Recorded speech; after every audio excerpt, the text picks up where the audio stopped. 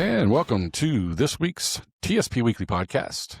Every week, you get to see us talking about TSP. If you like it, tell all your friends. We always say that at the end. I want to start saying it at the beginning. If you like this show, please share it with your friends. We want this to get out to as many people as we can. We only do this because nobody did this when we came in the government or in the military, for both of us. And we had no idea what to do with our retirement account, no idea what to do with TSP. And it took me years and years just to figure out that I even had one, much less what to do with it. I talked to a few people this week about that. A lot of people are going to retirement seminars. A lot of people retired in the past year under the different programs that were available. And inevitably, people are saying, it would have been great if I knew any of this stuff when I first came into the government. And ongoing, but at least have like a TSP intro part, kind of like you have a retirement seminar, have an onboarding seminar, as opposed to just signing all the stuff that we sign. Have somebody explain the important things to you. I remember specifically when I came into the civilian side of the federal government, signing all those documents. And I remember the lady saying, if you have any questions, just call this number. That was it. Yep. Like she rattled through like, hey, it's going to go into this. And, I don't remember if it went automatic to G then or to L. I think that was before they did the L. It was, anyway, it was G. Yeah. Yeah. I think it was G. And that was it. And it was just like, okay, what's next? What's the next admin thing I've got to do today? And that was it probably for, at least 5 years. And then I realized I had two, right? I had one in the military still because I came off active duty then. And it took me for a long time to just kind of decide to merge them and just manage one. Yeah. So if you're watching this and you made it through this far, hit the subscribe button and hit the forward button and send it to all your friends. All right. What do you got for us? No doubt. All right. It's been quite the week. Excuse me. We're going to take a look at a couple of economic highlights. And then we get a couple of interesting comments from the Facebook group that we're going to kind of talk through. Look at this idea of risk, right? There are basically two kinds of risk. Your personal circumstances that kind of dictate the risks that you can take and how you think about that. And market risk, which is a completely different thing, but arguably far more important than your risk. And then we'll look at how to manage market risk using technical analysis, because that's really the whole point of this. And then my favorite ratio chart is consumer staples versus the S&P 500, right? Consumer staples are things that people need as opposed to things that people want. And when investors start buying more of what people need instead of what they want, it's a fear trade. And I'm going to look at a chart of that because it's kind of interesting. And then the TSP fund direction. So last weekend, we get the Supreme Court that reverses the administration's tariffs. And then, of course, Trump immediately comes out with, we're going to do a 15, or I think it was a 10%, and then he bumped it up to 15% across the board tariff. And that was supposed to begin immediately. I really haven't been following the details of it, but the uncertainty around that and what's going to happen with the current agreements that we have with different countries definitely weighed on the market on Monday. And the S&P was down about 1%, and that began a pretty volatile week that is continuing today on Friday. Then on Tuesday, we had the State of the Union address. So among other things in the State of the Union was this idea of a TSP for all type proposal. So this is the perspective of Ralph Smith at fedsmith.com. And basically the idea is the administration is proposing a TSP-style retirement plan for workers without a 401k. So if your company doesn't give you the opportunity to invest in a 401k, the federal government is going to provide it for you.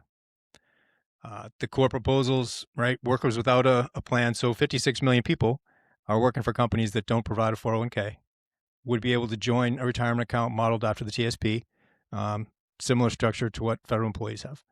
Federal government would match contributions up to $1,000 a year for eligible participants.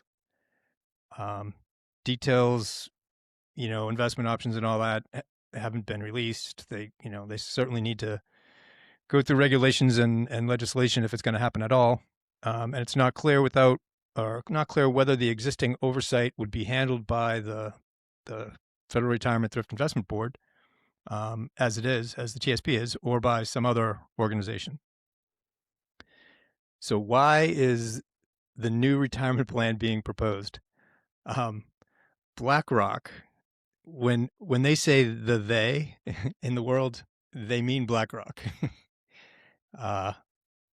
BlackRock's one of the primary external managers contracted by the Thrift Board to manage assets in the TSP. So BlackRock, State Street I think BlackRock's like 80 to 85%. State Street has a little piece of it, and I think there's a third that has a little piece of it, but it is by far primarily BlackRock that owns the TSP. They manage the passive index funds, and they periodically do presentations to the federal, to the board to, I'm sure, try to expand their percentages into the TSP. So Larry Fink is the chairman. In his annual chairman letter, which you guys can definitely read in this, they link it in the article. He made a bunch of comments about the state of the American retirement system and why this is a good idea. BlackRock is the world's largest asset manager with assets under management reaching about $12 trillion. $12 trillion as of early 2025. So imagine what BlackRock would stand to make if everybody whose company doesn't offer them a 401k, so 56 million people, give or take, BlackRock would get a piece.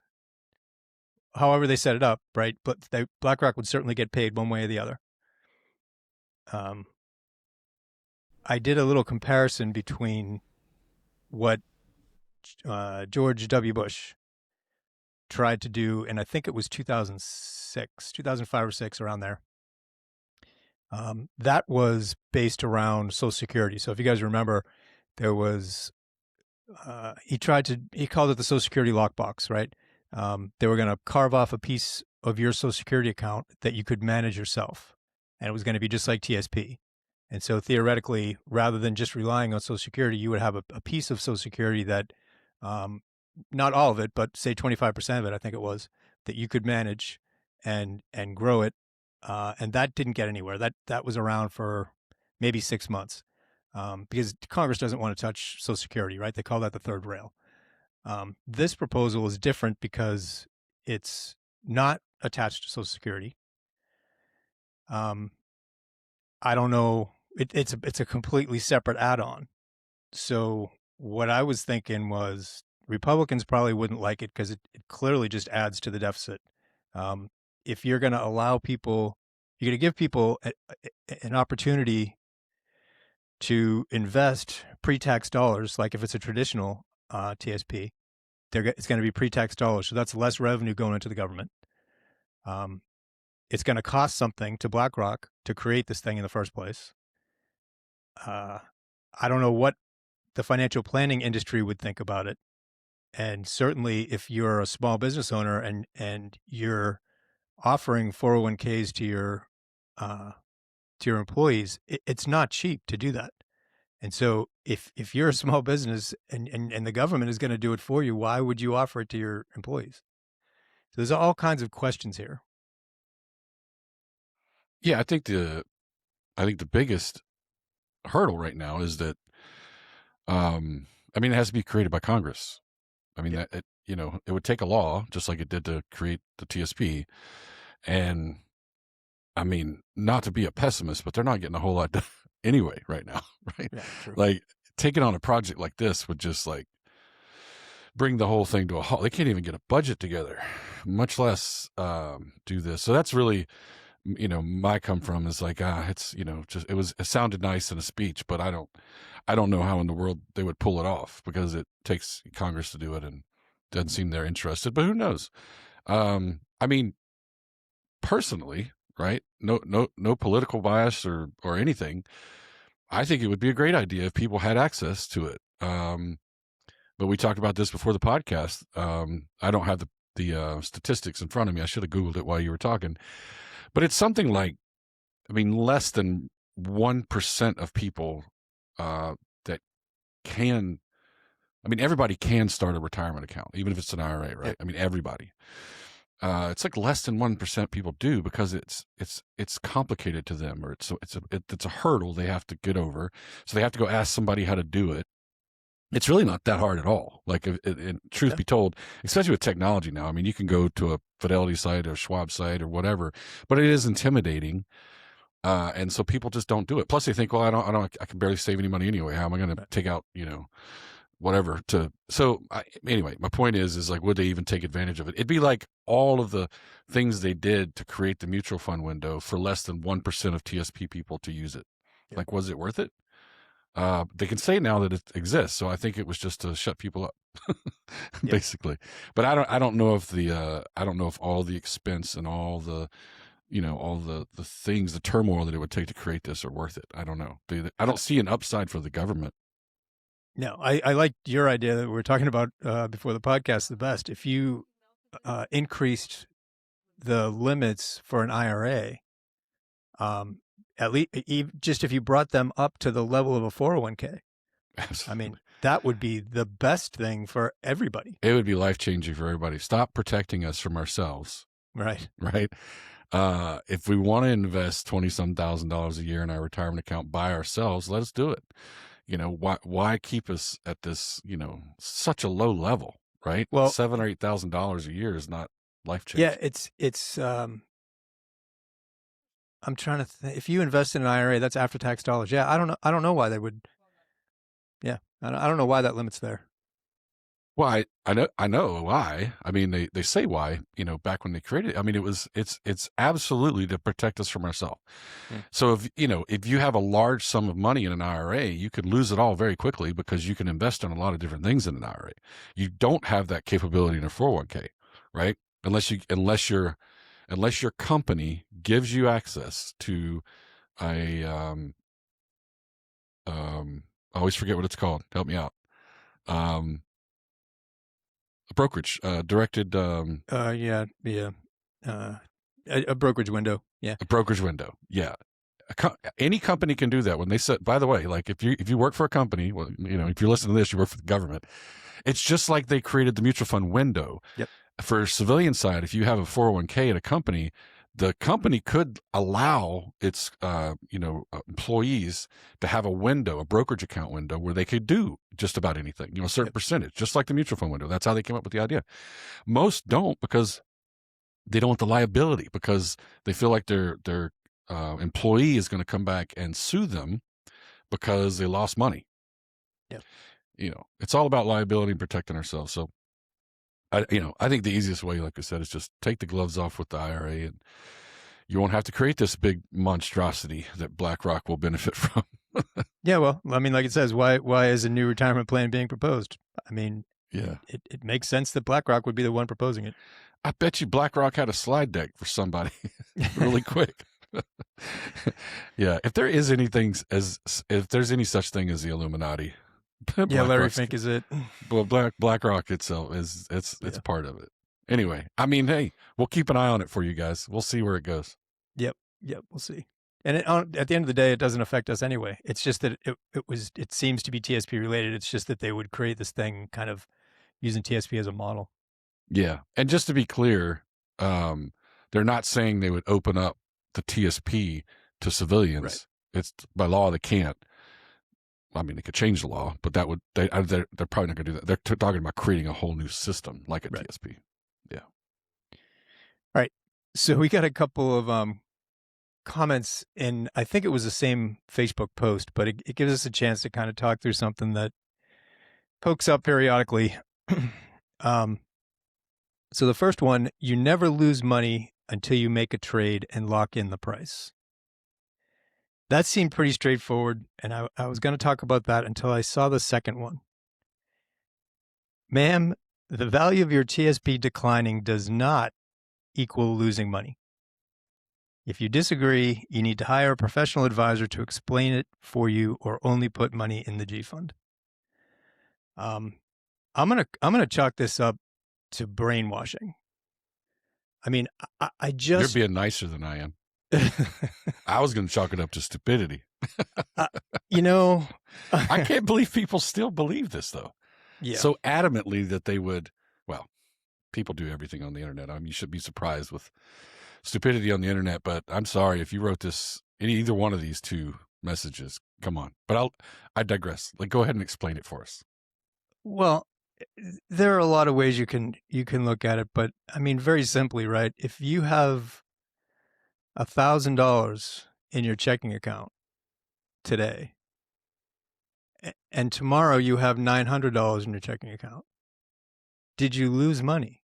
Do you have less money in your account? Do you have less that you can spend?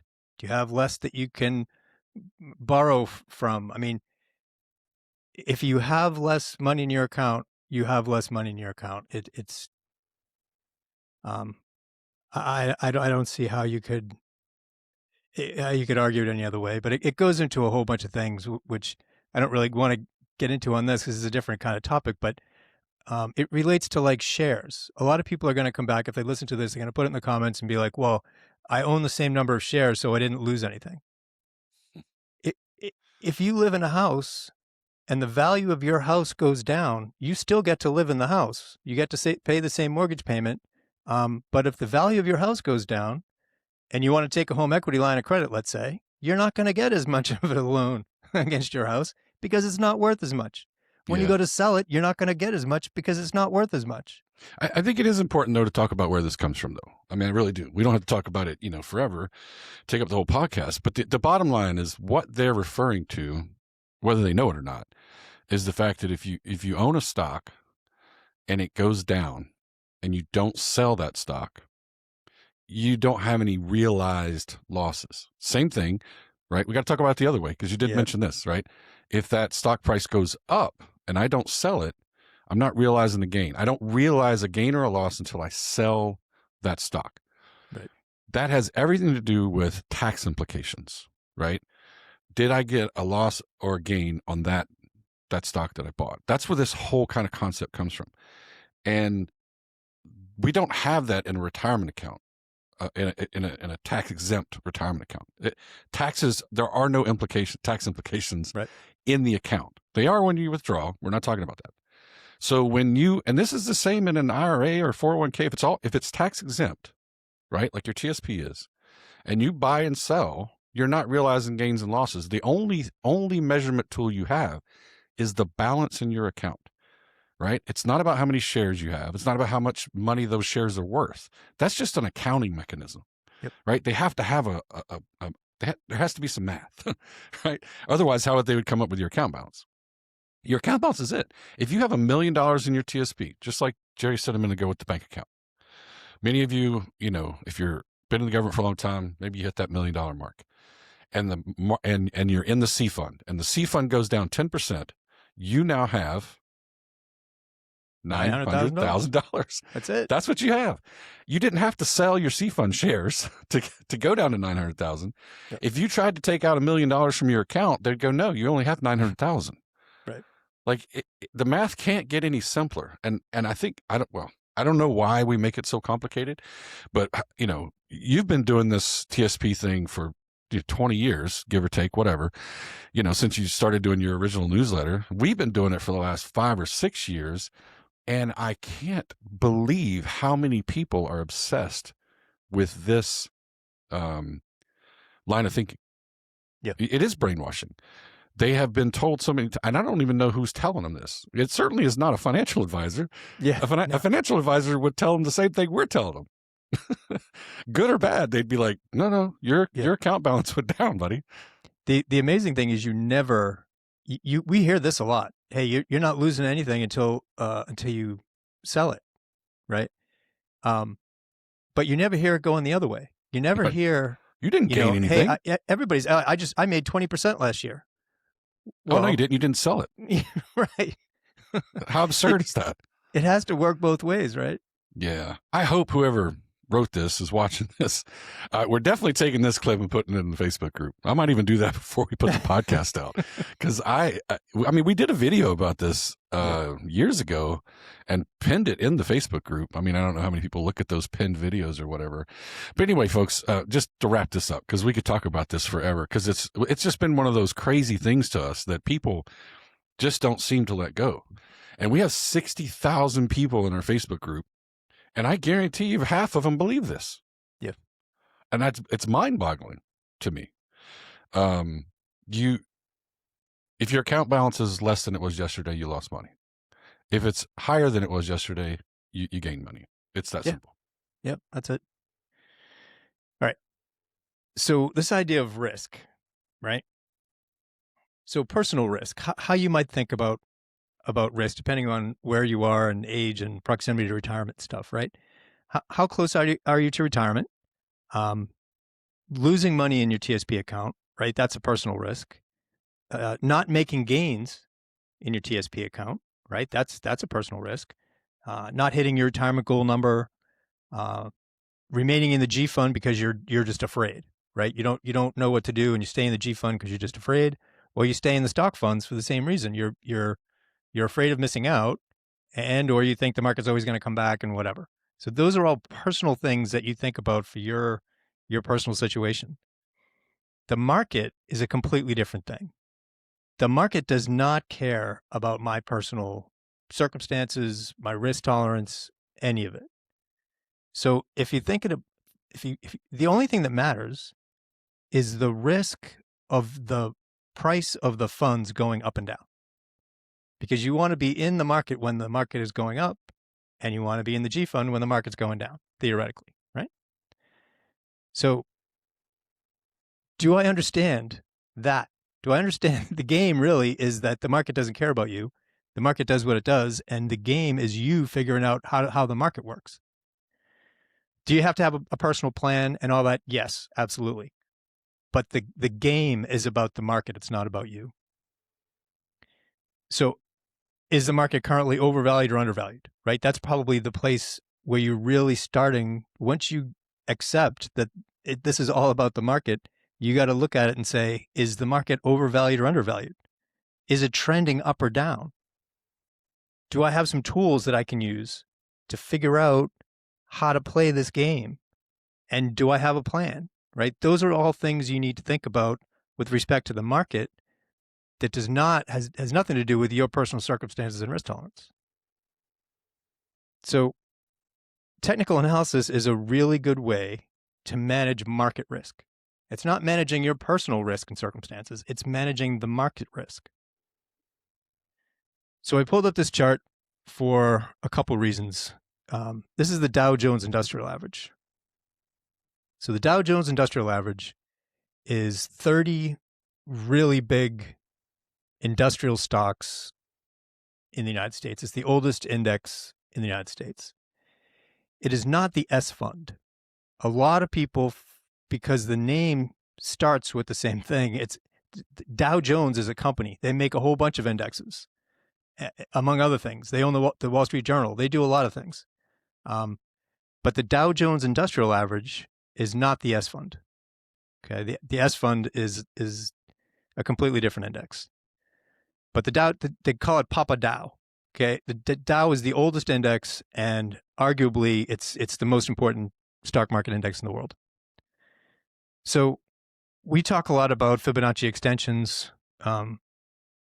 If we go from the top, which was a double top here in 2025, and we had a pretty good 20% or so correction into the April bottom. If we do the Fibonacci extension tool from the top to the bottom and we pull the tool up, we get a target of 1.618. That's the most common place where you're going to hit resistance and or the market's going to roll over. Okay. So we hit that in February. Okay. And I wouldn't say the market rolled over, but it definitely hit that target and didn't blow right through it. Right? It hit that target. So once it hits that target, the risk now, the market risk it's not that the risk is high, it's that it's an inflection point. So it's a really good place that you can, because anywhere in here, right, you haven't gotten to a target yet. But when you get to a target level, what the market does at that point is a place that you can make decisions, okay? So here, it pulled back, but it pulled back to this upsloping trend line. So you can say, okay, I hit the target. The market pulled back to an upsloping trend line. Everything is good, right? If I'm in the Dow Jones Industrial Average, it pulled back to this trend line here. Everything is good. And then on, what was this, Monday, it closed below that trend line. So now the risk, the market risk changes a little bit. Now it hit the target and got rejected from the target, came down to a short-term upsloping trend line and closed below that trend line. So the risk now is much higher than it was a couple days before. Okay. So you could either say, all right, I'm going to get out of that position. If it gets back above here, I'm going to get back in because now this is a support level. We've blown through that target. We're going to head up to the next target and I would get back in, right? So my risk is that much. If the market goes down, I saved myself however much the loss was. If it goes up, once it gets above here, I get back in. So my opportunity cost is really the risk, that much. So that's how you look at market risk, right? It has nothing to do with your personal circumstances and risk tolerance. It's market risk. And it's using, that's just a Fibonacci extension level and one short-term trend line. Okay. All right. So the fear trade is what I'm calling it, right? Consumer staples versus the S&P 500. So we've talked about this chart quite a few times in the past, but this one, it's now at a point where it's pretty interesting.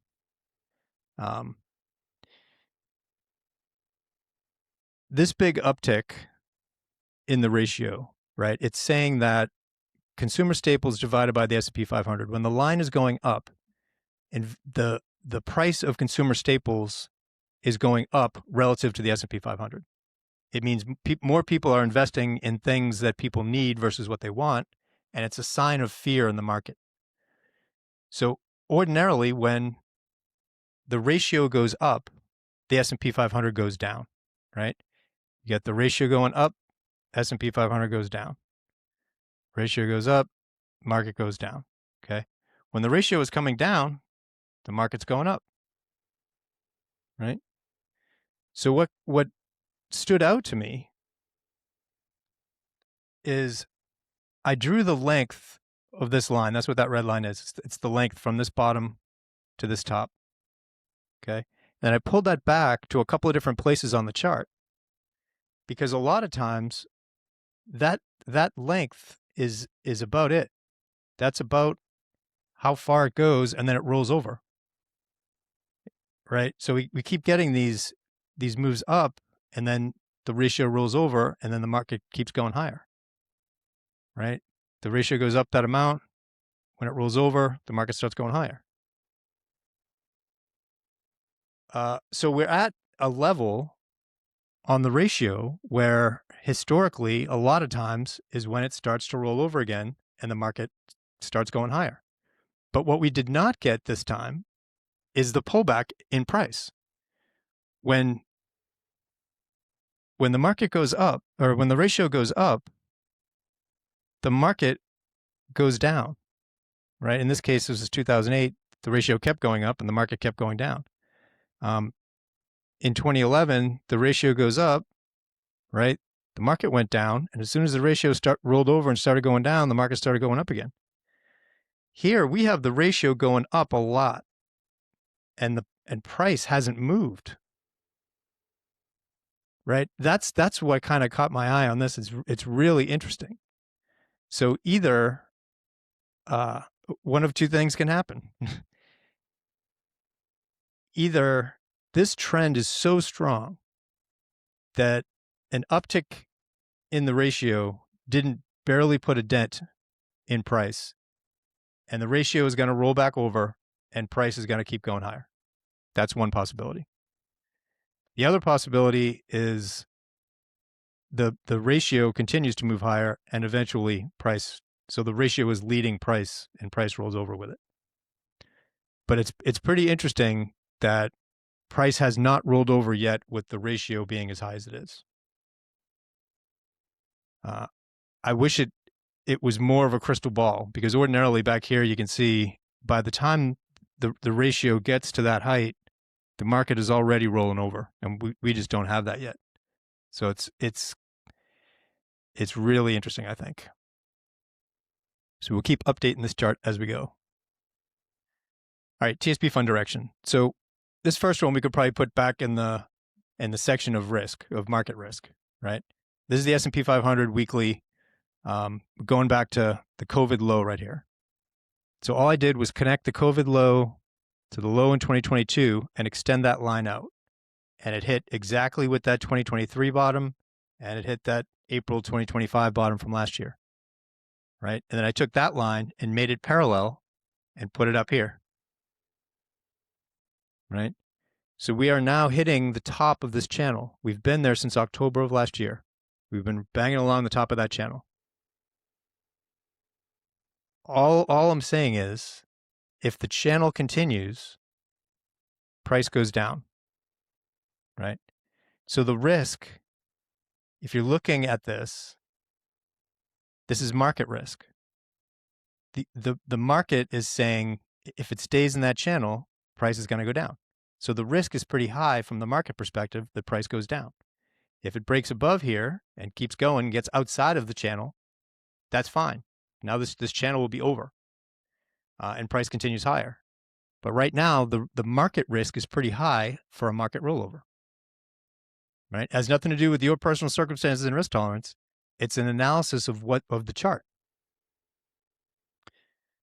Only other thing I would point out is the last couple cycles, right? We had the high before COVID, market rallies, puts in a top, rolled over, and it came all the way down to the prior high. Then once it started moving up again, it rallies, gets to a high, rolls over, and came back to the prior high. So now it rallied. If this is a high and it rolls over, the first expected support level is the prior high, right? Now, in this case, it gets to the prior high and it's only halfway through the channel. So can it come down and hit that bottom channel line and then keep going back up and maintain the channel? Yes, absolutely. That's possible. We'd still have a higher low and the overall trend would still be up, right? But this would be a pretty big percentage decline, right? So again, the risk of the market rolling over is pretty high from a market risk perspective. For your personal circumstances and risk tolerance, you might say that's okay.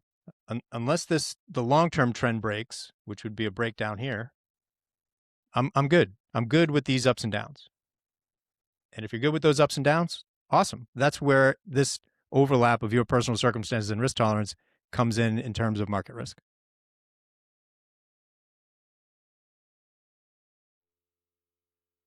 Okay, so this is the C Fund weekly, every weekly close.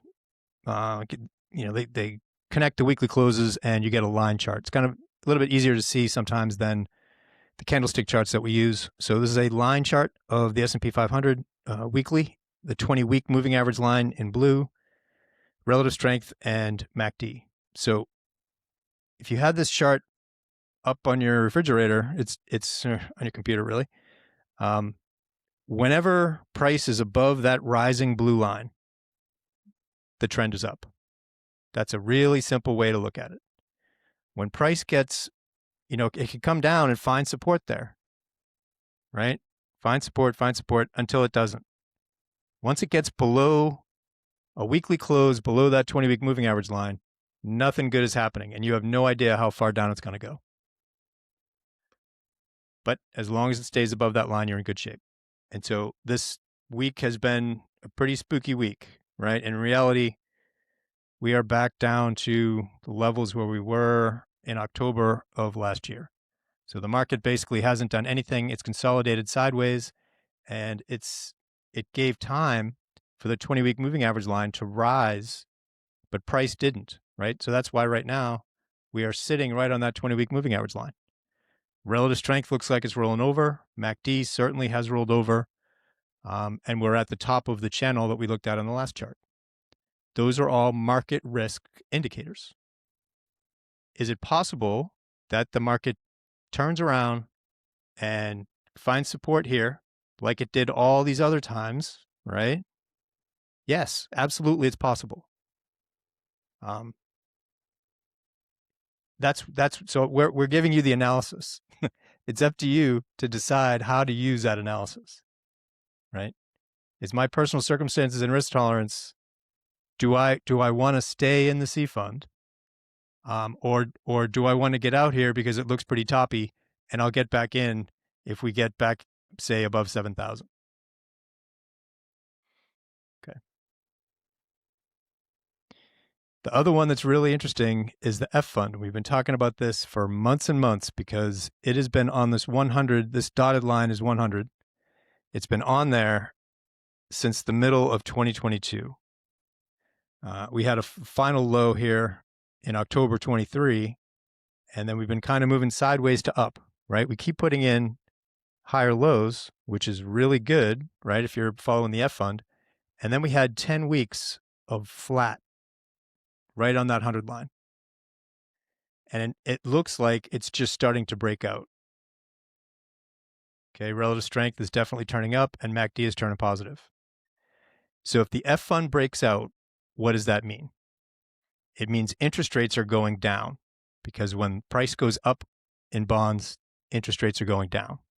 And that makes sense, right? Because we know that the new Fed chairman has orders basically to bring rates down as quick as he can. So everything is in line for rates to come down. There are two possibilities there. They bring rates down because inflation is coming down, the economy is doing well, and they can bring interest rates down, right? That's the kind of the Goldilocks scenario. The other scenario is rates are coming down because stocks are about to fall. As stocks are falling, the Fed cuts rates to try to put a floor in under falling stock prices. So this breakout, is it investors front-loading an expected drop in the stock market, or is it investors so confident in the economy that they think the rates are going to come down and the economy is going to do great? One of those, I mean, they're opposite reasons why, and it definitely matters. But at least at this point, let's say I don't care why, right? Let's say I see that breakout, I got a 10-week base right here, and the F fund is breaking out, and it's above this prior high right here. It's not above this one. This is really the one, that 102 level is what we're really looking at, but it's above the more recent high, and that's good enough for me. I'm going to buy some of the F fund. All that means is if you buy the F fund here and it rolls over, if it gets below this 10-week base, you would sell it. That's your risk. Okay. So I'm not saying to buy the F fund or not. I'm saying that's your risk right there. And if F fund really jumps, you're doing great. If it jumps because stocks are collapsing, now you're doing really, really great. Right?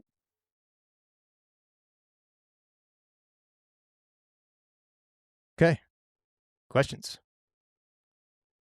As usual, if you have any questions, please put them in the comment section wherever you find the video. We love questions. We love comments because we use them either to come up with topics to talk about, and we may even mention you on the show and embarrass you like we did earlier. We didn't mention anybody by name. No, we didn't. We never do that. Yeah, if you like it, share it with your friends. If you don't, share it anyway. I hope you guys are getting something out of this. I think there's a lot of good information in each one of these this week, every week. And of course, I'm biased, but we put out a lot of good content. I hope you guys enjoy it. Hit that subscribe button if you do like it. Really helps us out. And hey, hope you guys have a great week and hope your weekend was nice. All right. We are out of here.